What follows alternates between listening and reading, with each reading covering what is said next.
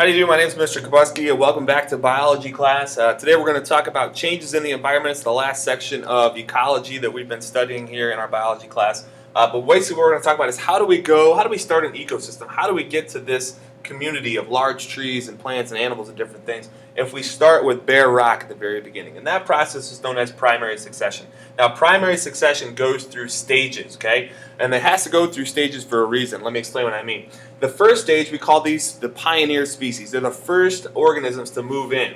And they're usually like mosses. And the reason is, if we start with bare rock, mosses do not have a deep root system. That's important because there's no soil to dig roots into. There's just bare rock. So these mosses have these tiny little roots that they can just cling to the rock with. And what they do is, as they burrow their roots into the rock, they start to break it up over time.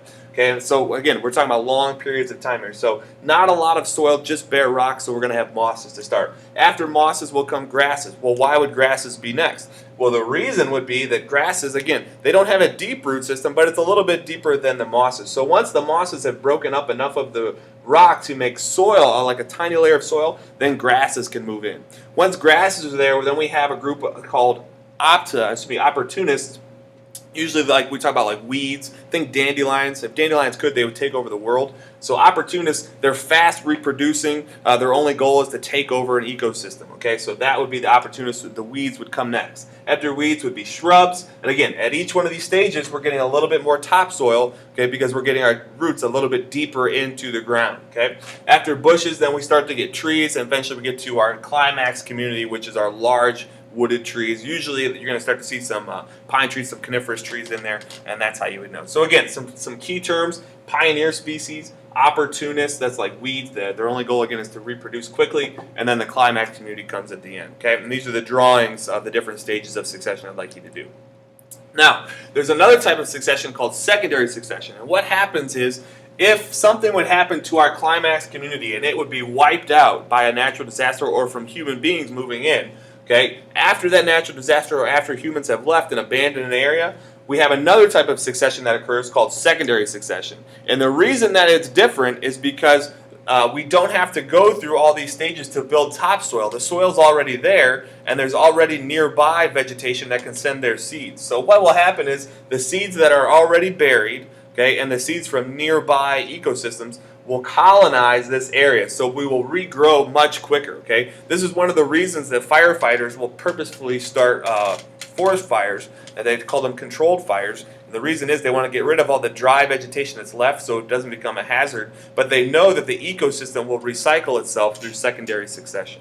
Okay, so again, these are the drawings I'd like you to do for secondary succession.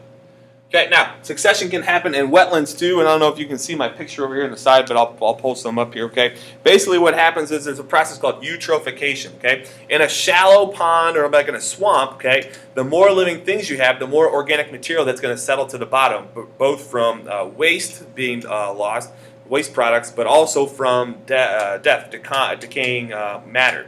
So that starts to build up at the bottom of the sea, which is good because it's putting really fertile soil down. But the problem is, as the soil grows, that leaves less area for the water. So now our pond keeps getting shallower and shallower. So now things that needed like a sandy bottom to live in can't live there anymore because there's an organic soil level now. Or things that need lots of area to swim in, they can't live there because, again, the shallow seas are getting even shallower.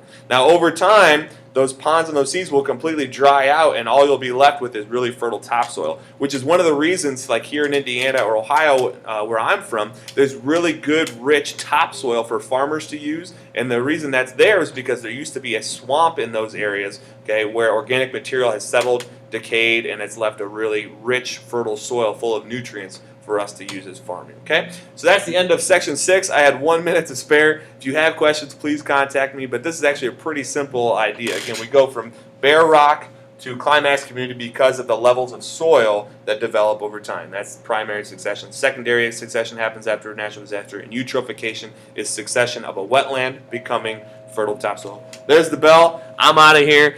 Hope you have a great